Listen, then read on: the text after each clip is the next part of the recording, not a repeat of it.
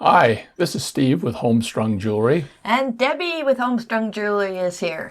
And it's just about time to talk about the September Gemstone Orphanage subscription box.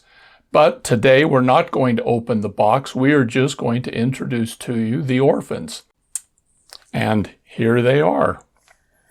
This is one of those ta-da moments. Yes, I'm sorry. Ta-da! There they are.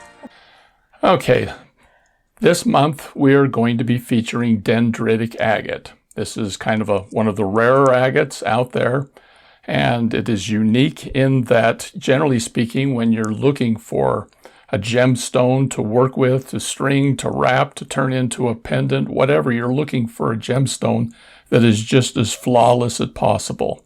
In the case of dendritic agates, you want the flaws, you want the inclusions. The more inclusions, in fact, the more valuable that the dendritic agate will be. And let's talk a little bit about what dendrites are. Dendrites are an inclusion in the agate. They form quite often a fern or plant-like look, spots, pictures. The pictures, when they do form a picture that you can actually recognize something in the pattern of the dendrites, those become the more valuable. Yeah, well, let's talk a little bit about how they come about. The dendritic agate, millions and millions of years ago, when the earth was covered with all sorts of volcanic activity, there were lava flows, and down inside the lava there would be cavities and openings. And within these openings and within these caverns, crystalline structures began to form. And within these crystalline structures, sometimes water would seep down into the openings, and it would carry with it various minerals such as iron, manganese, copper. And then this would become embedded, these metallic organic or inorganic materials would be there while the crystalline structure was forming. And this became chalcedony, which is a type of quartz. And with all of these impurities in there that were branching out, they would sometimes form these little branches or little tree-like formations that occurred within it. Some people, in fact, don't even consider dendritic agate to be a true agate because they said for it to be an agate, it needs to have stripes. But as you can see with this agate right here, sometimes we have stripes, sometimes we have druses. It is still an agate. It is still a chalcedony quartz. The inclusions, we might mention, can come in several different colors. The more traditional color would be your black or your very, very dark brown. But as you can see in some of these stones, the inclusions can run into reds. Show them this one right here, which has kind of red and orange. I'm showing you that one right there. The inclusions can run into golds and yellows. You'll see quite a bit of that in some of these stones. Lots of brown. Occasionally, it might stray almost into a bluish tint or tone, but that's a lot more rare. That's very rare. And in fact, this particular stone we call Sion, which is S-I-O-N, not like Zion, but this is the traditional biblical spelling of the word because the colors in here are very representative of the cliffs and colors around our home here in southern Utah, which is close to Zion Canyon. All right, let's talk a little bit about what people have thought about the dendritic agate through time. I guess the first records we have go back to the Grecian times when dendritic agate was associated with tree nymphs and woodland sprites. And farmers loved having it. Whenever they started sowing their fields, they would bury the dendritic agate along the rows that they planted, believing that it would increase their crops and harvest. So it has over time become known as the stone of plenitude. Yeah, we don't recommend you take your orphan and stick it out in your garden, however. This is something that you'll want to wear, that you'll want to show off, because this is a very rare thing, these dendritic agates, and every collection should have them. Like Debbie said, this was considered the stone of plenitude. It assured abundance, and not just in farming or in wealth, but in all aspects of your life. It was this tree-like structure that you can see in some of the plants, represented the very many paths that you can have in life. I mean, people will pursue a path and things won't go well. They get discouraged. Well, there's always another path that you can take. There are always options and other places that you can go. This particular stone here we call shrub. For obvious reason, it has the little shrub-like growth that's down there on the bottom. That's what's really neat about dendritic agate. Every one of them is like a little piece of art, a little drawing. It's a scene that you can look at, and we just look at these things for hours. As I was laying them out here today, it was like laying out a whole series of stories, a library. And with dendritic agate, it is so dimensional because the dendrites aren't just on the surface of the stone. The stone is very translucent. Light will shine through it. And so you can see the inclusions as they appear down inside the stones. They become great stones to use in like meditation, or if you just want to sit for a while and study the stone. It's amazing what you can discover and see inside of these stones. And I also might mention that, a committed rockhound who's out looking for rocks and things in the wild, if they come across the dendritic agate, it's like finding a diamond in the rough. It's something special. It's something wonderful, just because of the patterns and the beauty that are in each and every one of these. Okay, this is one that I've named Tux, because if you take a close look at it, get it up there, Steve. When I first saw this, I could have swore that was a little penguin inside of that stone. Oh, down there at the bottom? Yeah, down there at the bottom. You can see the beak and the arms and the body, and he looks just like a little penguin. So I named this Orphans Tux.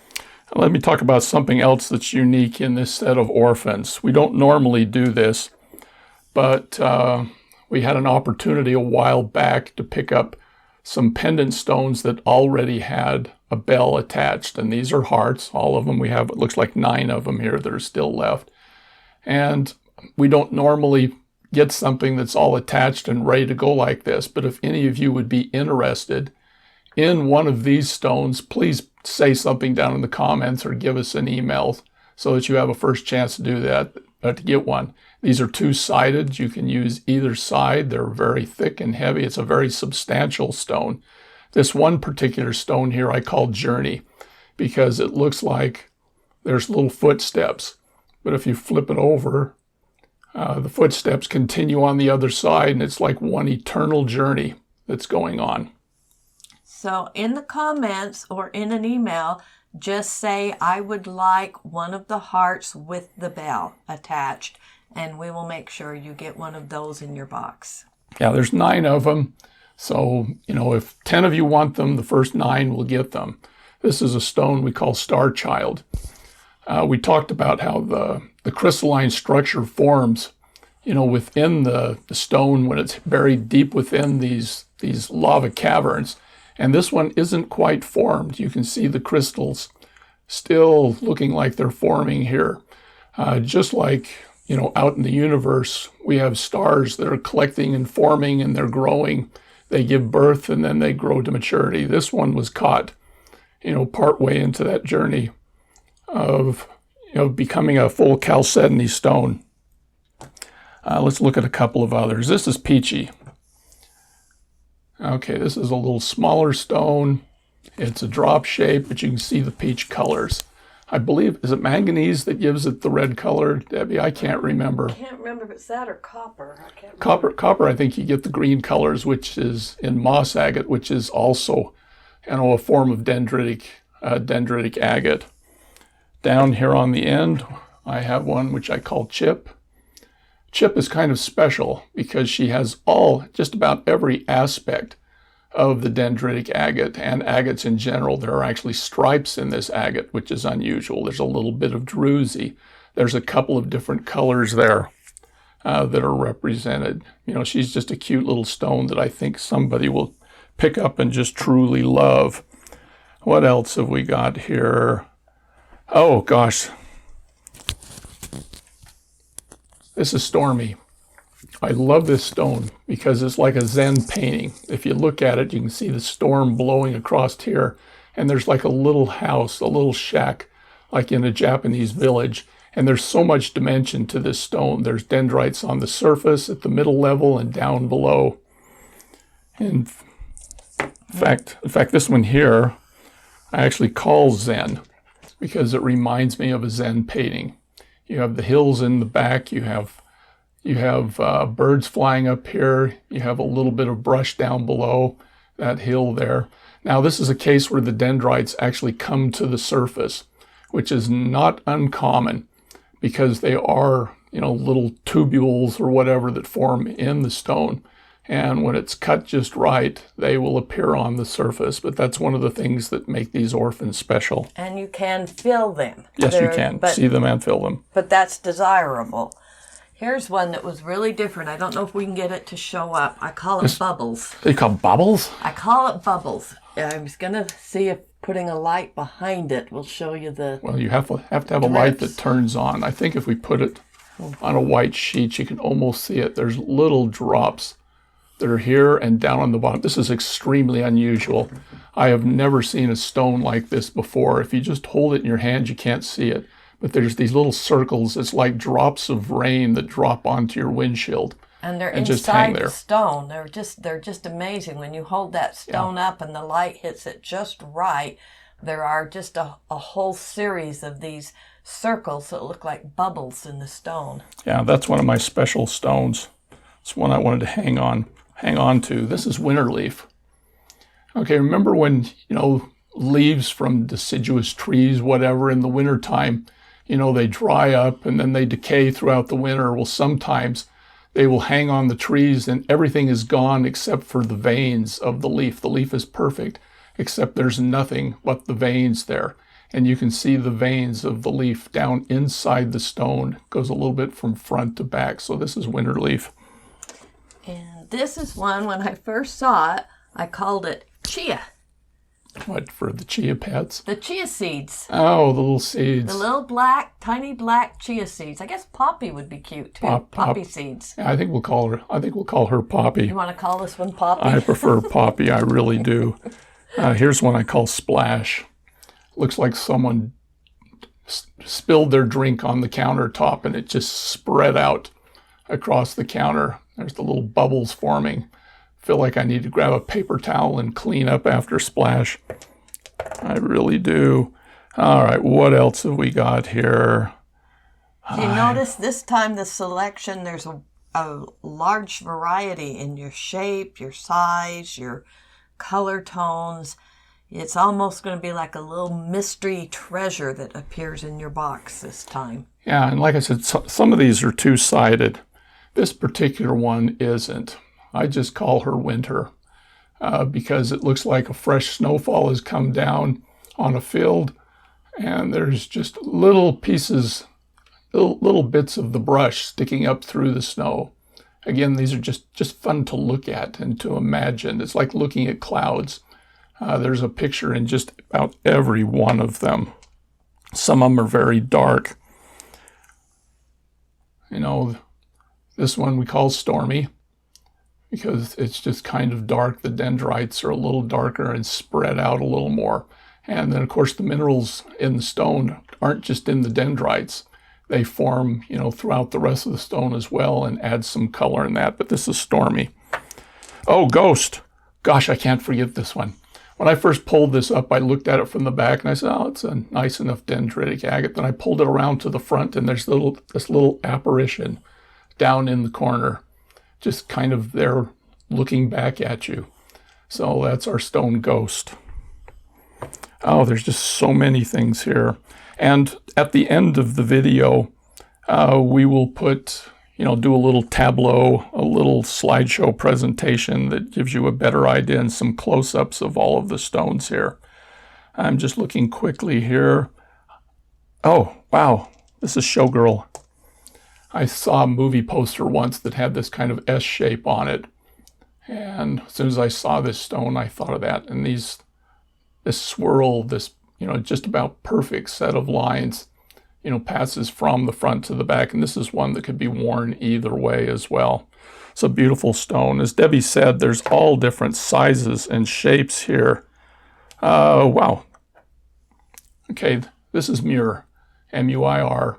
Okay, it reminds me of a drawing that I saw of the famous naturalist, John Muir. And he had a little sketchbook where he would draw things in. Again, it was kind of like somewhere between a Zen painting and just a quick sketch in a book, but it looks like a little tree, almost a bonsai tree that's growing out of this little ledge here. So many fun things here. This is just a fascinating set of gemstones. So much you could do with them, the potential for dressing them up and combining them. Because the colors are so earthy and neutral, you can combine them with just about any type of color or stone to use as accents or complementary beading. The jewelry you can make from these pendants is going to be absolutely stunning and intriguing. Okay, so here are your orphans. Be sure and stick around at the end to see some close-ups of all of them. And then in a few more days, we will be unboxing and showing you everything else that you'll be getting in this box. So anyway, if you enjoyed this video, please hit the like button, subscribe so that you'll be notified in the future. In particular, yeah, there's your thumbs up there if I can figure it out. Debbie wants to show off her new nails.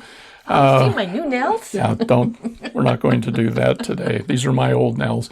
Anyway, if you do hit the subscription button, be sure and ring the bell. And that way, when we come out with a new video, in particular in just a few days, when we do the full unboxing, you will receive an email and know instantly that they're available.